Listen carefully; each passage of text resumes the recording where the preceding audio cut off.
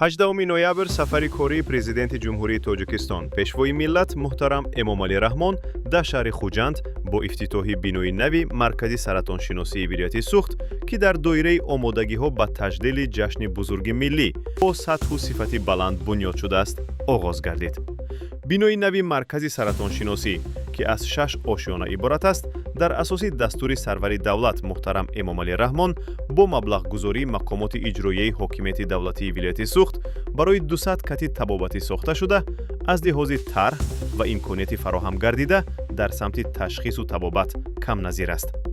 Дар ин бино 43 ҳуҷраи табобатӣ, 3 амалиётхона бо маҷмӯи дастгоҳҳои муосири ҷарроҳӣ, таҳлилгоҳи клиникавӣ, биохимиявӣ,